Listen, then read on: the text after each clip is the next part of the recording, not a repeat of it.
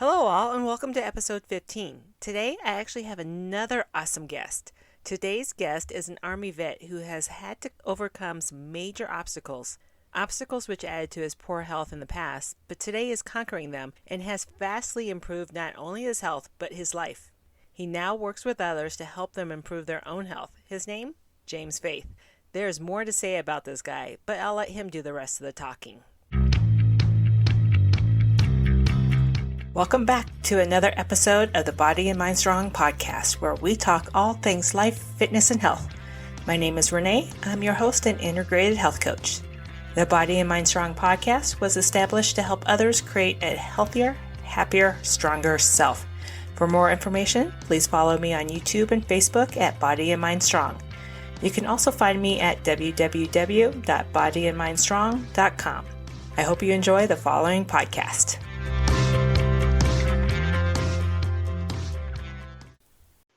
Welcome, James. How are you? I'm doing pretty good. Good. Thank you so much for joining.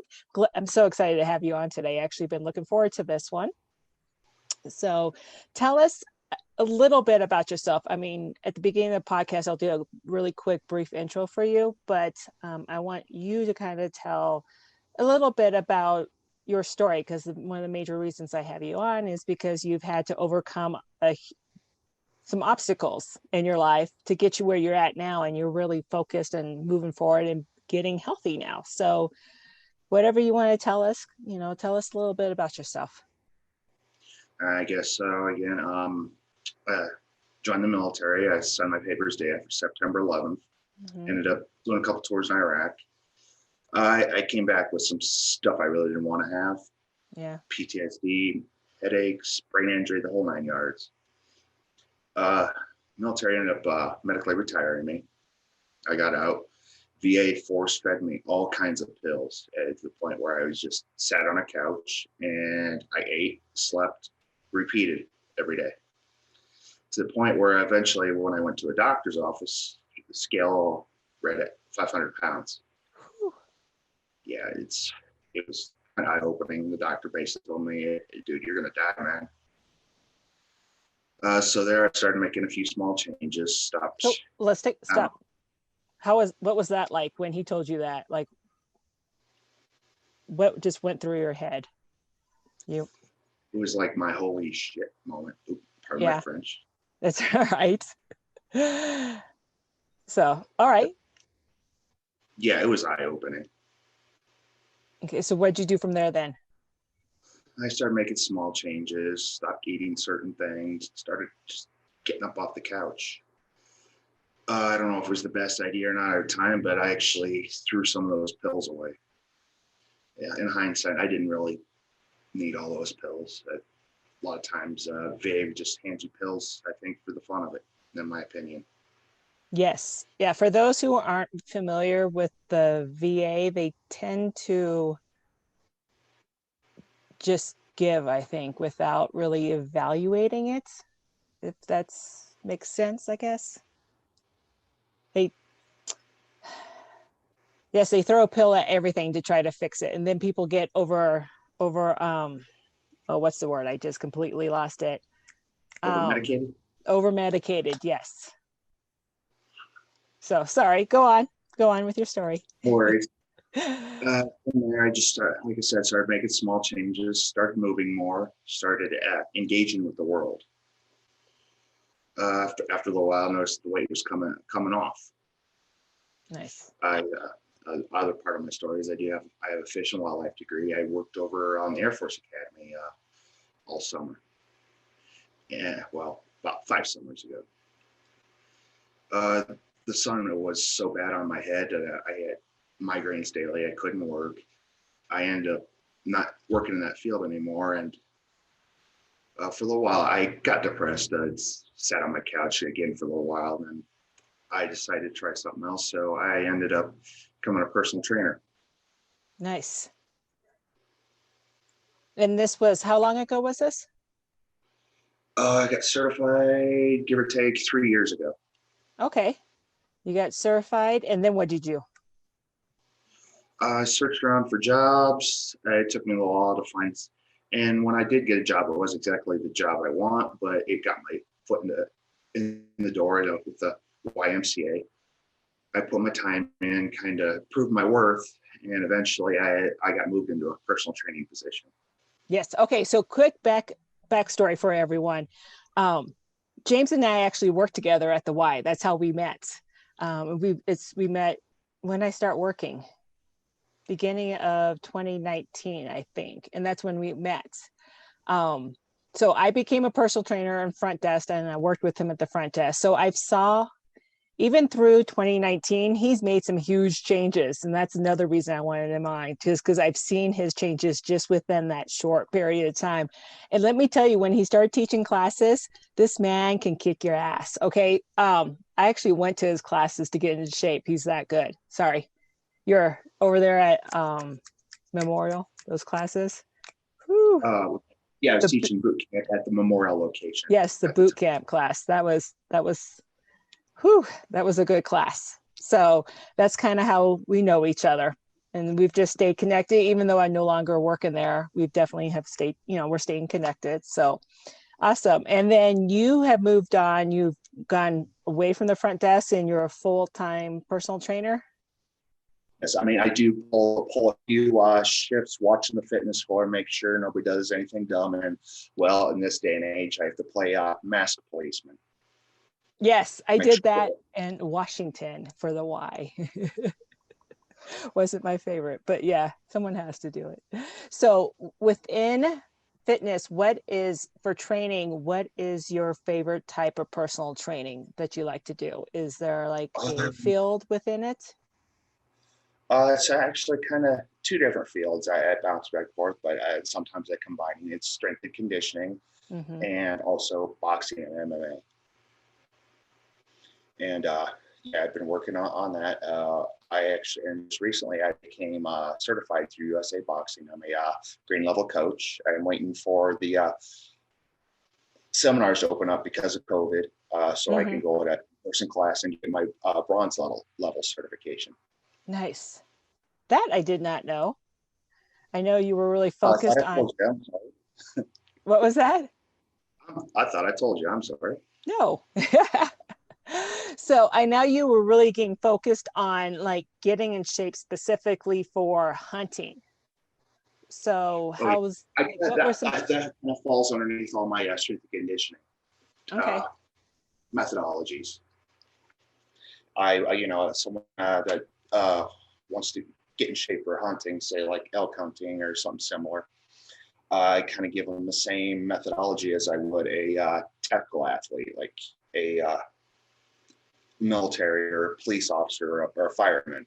Honestly, there's going to be some differences, but it's still going to be the same kind of methodology. Yes. And you're training them to be faster, stronger, and harder to stop.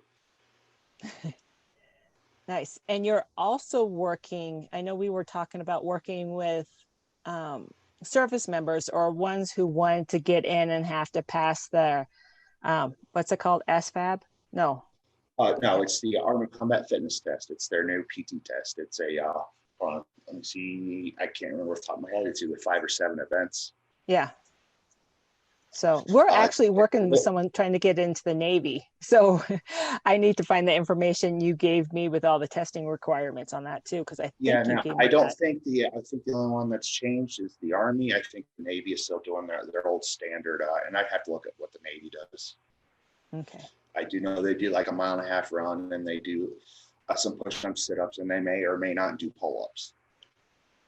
Okay.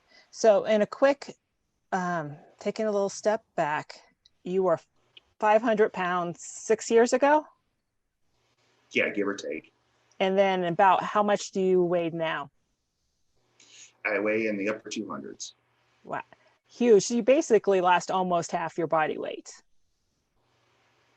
Oh, yeah. Oh, that's crazy.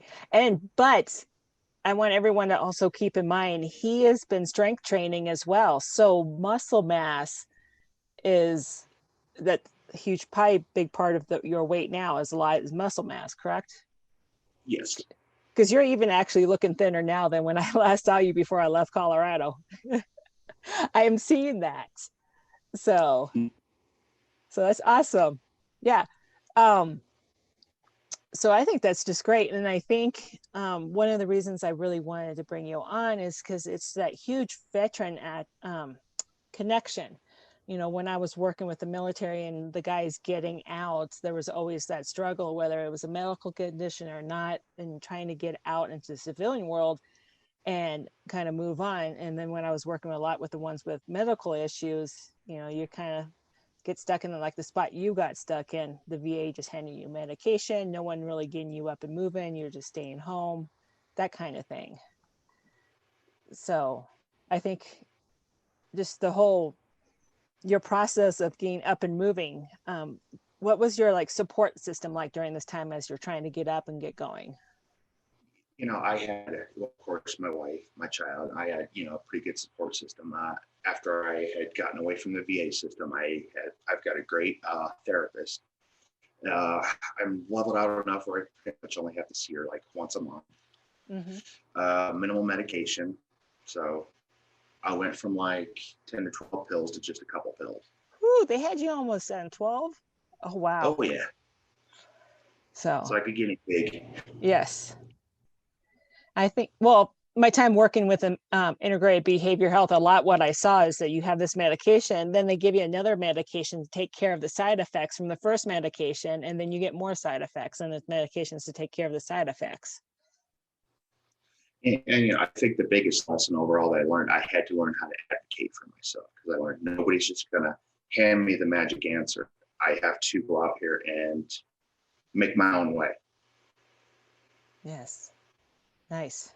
That's nice. And it is true. You have to kind of figure out what's going to work for you as well. And you found it. You found, I think, your a calling. Would you call it that? Yes. Okay. Nice. And and the other thing I always tell people, sometimes plan A doesn't work out, so you've got to have plan B. Yes. So yeah, and for everyone, we actually would work together. We got to know each other working together on the front desk and the conversations we would have. Um, I'm not going to repeat some of them because, if you've never worked with the Army, it may be a little bit too. For those, I was working with the Army at the time, so I learned it's certain lingos. I don't know if you would say lingo, but a way of communicating is a little bit different. But As in the F word being a noun, verb, pronoun, adverb, and everything else in between. yes, and became norm. And I was surrounded by it, so it was natural. But anyways, yeah, it was just great working with you, because another reason is you got me thinking about my own business and what I wanted to do, and my focusing on learning more fitness stuff, because you've been really been helpful for me with that. Having that banter back and forth that really expanded my own knowledge as well. So And I totally forgot about this, but I want to thank you. Apparently, you have put a good word in about me before I got into the location I'm at now. yes, yeah, you're welcome. And that kind of comes back from when you were kicking my butt over at the boot camp class. So I do miss that class. That was a good class.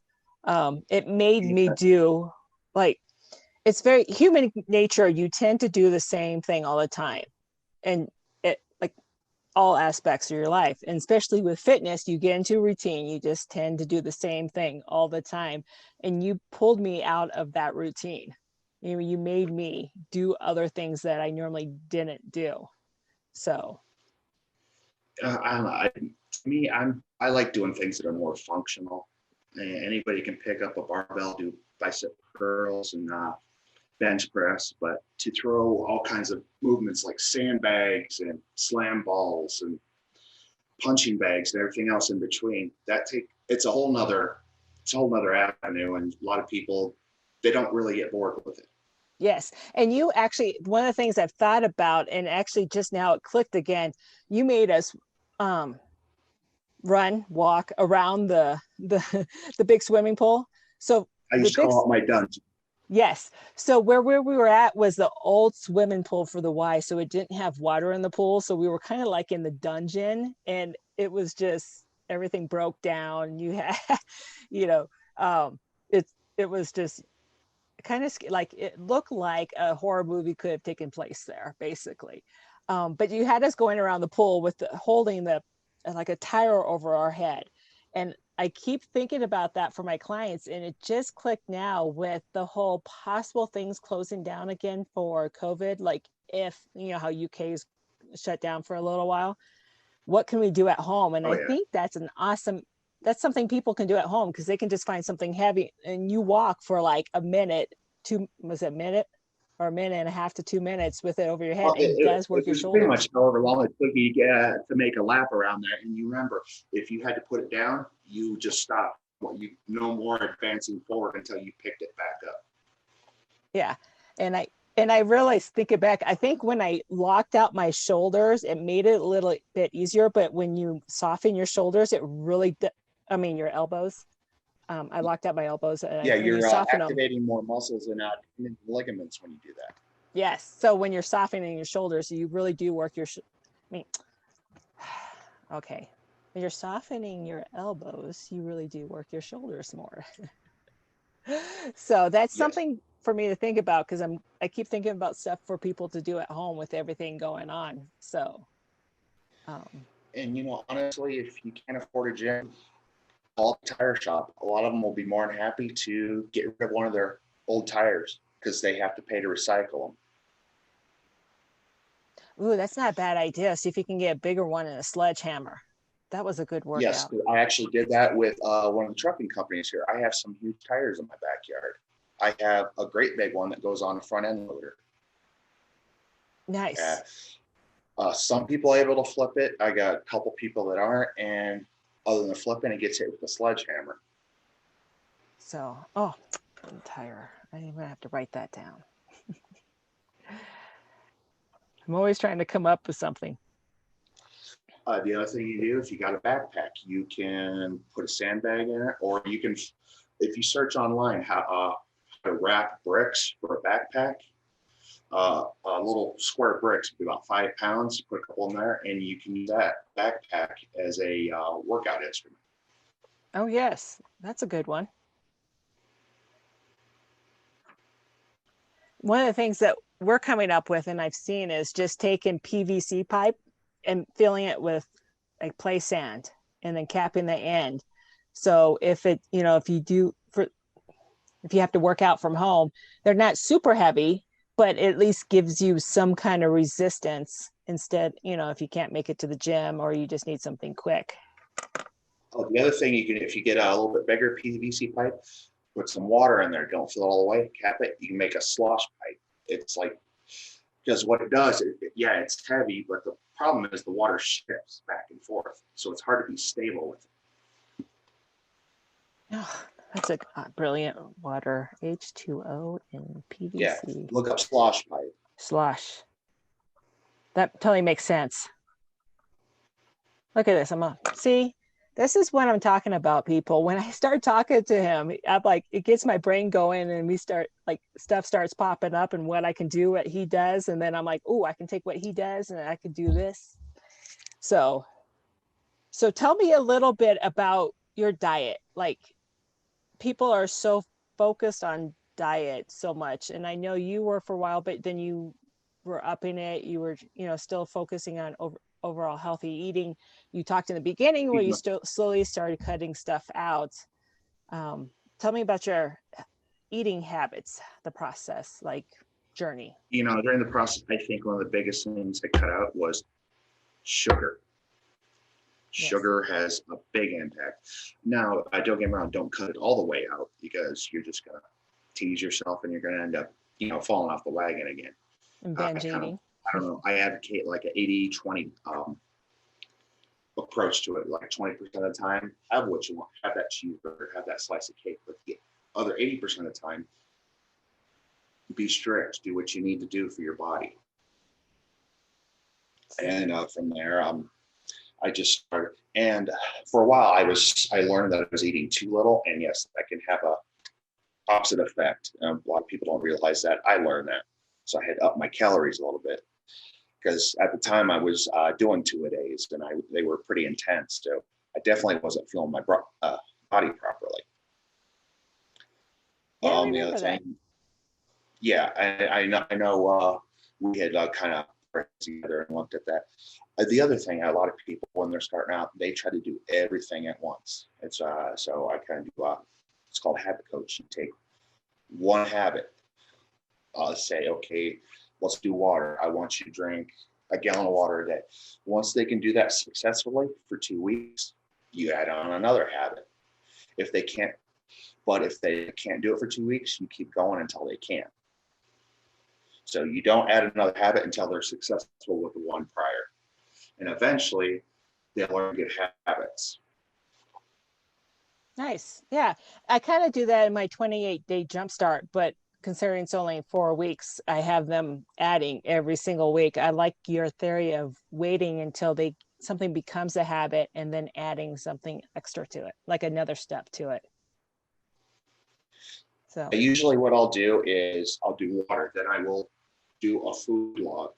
When they're first doing their food log, I tell them, do not change anything. I want you to just get in the habit of logging food.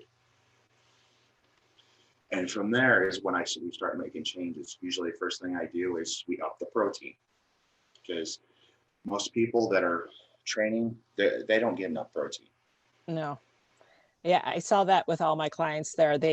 My clients tend to overestimate how much protein they're really getting and underestimate how much carbs and fat they're taking in.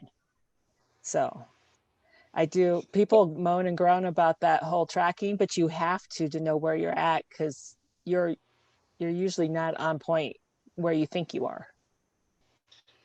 And the other thing I start, come Sundays, I do meal prep. And, if there's a certain meal that you really like, you maybe will meal prep with it, or you maybe will find a way to tweak it so it falls within your macros. So like in the mornings, I do like a breakfast scramble. I'll put some liquid egg in there, cooking a scrambled egg. I'll put some turkey bacon in there, a few like little potatoes, salsa, and Ooh, it's pretty well rounded. I need And to. some people aren't a fan of turkey bacon, so yeah, if that's you, go ahead and use the regular bacon. Just be mindful it's going to be a little fattier. Yeah, that's my big problem is I tend to eat the same thing all the time. So I'm always looking for variations of what to do, and that's potatoes. I want to add that in. So and I Yeah, actually I find like the yellow potatoes were the best ones to use. So they call it a russet gold or something like that. yeah, yes, nice. And then sometimes I'll make for lunch, I'll do like a cheeseburger bowl or something like. What's a cheeseburger bowl?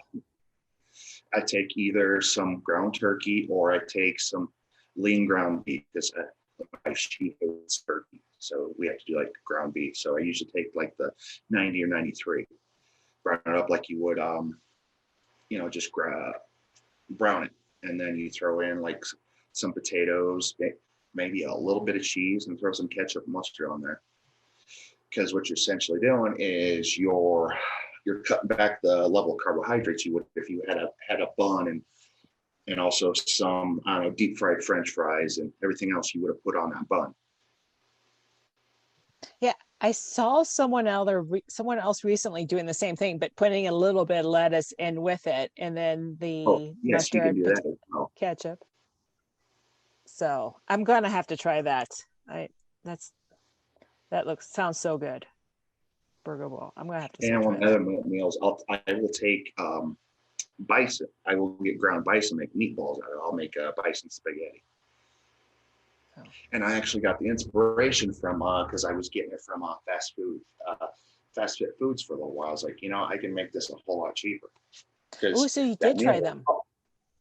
yes, because that meal was costing me $10 a shot. Yeah, I've always wanted to try those when I was there, but then we moved. So how did your quick side note? How did your hunting go? I got close, just not close enough. No, but And I missed one. Yeah. but physically, do you feel like you were where you wanted to be physically? Because you did really work hard for that. Not ultimately where I wanted to be, but I was closer. Yeah, that's awesome. Hard work pays off. Yes, So, it does. and that's too bad about missing. And we'll see now how good how my training is for next year, because I'll be going after Going after what? an elk. Oh, elk. Yes. Hey, weren't you training for something else next year? Like some kind of competition? Oh, next year I'm trying to think. No, because everything got canceled, unfortunately. Yeah. I think I'm waiting. I'm waiting to see if there's going to be a Spartan race next year. yeah. Yep. My goal got, I think, pushed off to, I think, 2022 because of stupid COVID and when what I let it do to me, sadly. Yes. Yeah, and I'm just right now I'm kind of waiting to see what's happening, because we're at phase orange again, which is one phase around stay at home. Yeah, that's why I want to try to start coming up with like more home stuff people can do. And my goal is to still hit the stage, but I think it's not going to be to 2022. And if the gym closes, I think I'm really going to just focus on fat loss and trying to maintain the muscle mass I have and put my mind in that set. I just Yeah. being stuck at home all day in this little tiny trailer is going to suck. I remember what it was now. Training for is trying to get in the ring. Yes, the ring. Yeah, trying to do a amateur MMA fight, and everything keeps getting pushed off because of COVID. I'm like behind on my training, so So maybe next year we'll see what happens. yeah, So definitely. awesome. Okay, tell us a little bit about um, your business. Like you are working still for the Y as a personal trainer, but you also have another business going on, right?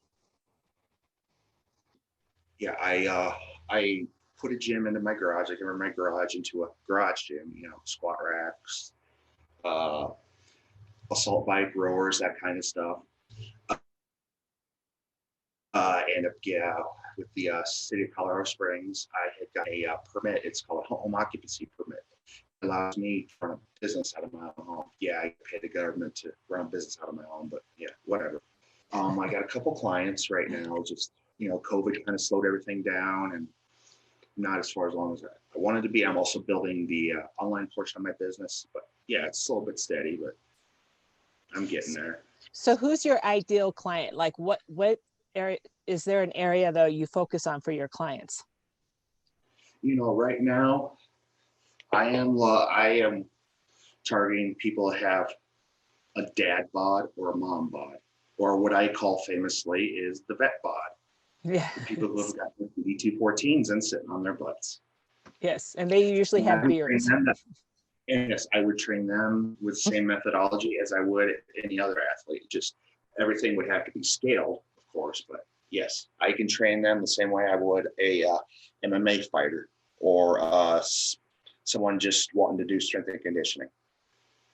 So, and you do have, besides your personal training certification, you're also strength and condition certified. Yes. And then you have this newest one that you got, which I'm trying was to think. when you Which one? the one you told me about in the beginning that I already forgot because I'm that great of a friend. Oh, I am certified boxing coach through Boxing. USA Boxing. So Yes. nice. Okay. All right. So where can people find you? Okay, you can find me on Facebook, or you can go to my webpage. It is warriorperformanceinstitute.com. Awesome. And I'll post all this stuff in the show notes as well. So if you guys want to reach out and see, and what I'm also hoping, James, if we can keep going with podcasts and do more informational podcasts for you so you can actually get to know him more as well. So, and because I know some people prefer a female trainer, others prefer a male trainer, and there's a lot that don't care. but I think us talking about certain topics coming from two different ankles, you being the guy and the vet, and coming from your, background, me coming from my back, we both have different backgrounds. So hopefully you all, I can talk him into doing that. Maybe we'll have some more podcasts together. Definitely. So, because he is a wealth of information. So I definitely want to have him on. Okay. Anything else you kind of want to bring up, or anything you want to mention? I guess, my message to everybody right now with COVID and everything, don't let COVID be an excuse to become unhealthy. There's always something you can do, even if I don't know, even during commercial breaks while you're watching TV, sit down, do some push-ups, some burpees, jumping jacks, run in place. Yeah, there's really not an excuse to be getting the quarantine 15 or the quarantine 30, whatever it is that you've gained. Yeah, mine was 18. Ugh, and that still kills me. So right now I'm trying to get back to where I was pre-COVID. I'm getting there, but it's a slow journey. So Yes. yes. So good. Well, and on that note, I'm actually doing a squat challenge this month. And next month I think I've decided what kind of challenge I want to do. So that will be coming up. So it'll be little things people can do every day just to get moving during the holidays. And who knows what's going to happen with COVID if things kind of start to shut down, but things people can do at home, you know, like you said, during your break, during the commercial break, things, little activities you guys can do. So, all right. Well, it was great having you on, James. And Right. hopefully I'll get you back on again soon. Definitely. Yeah, that was awesome.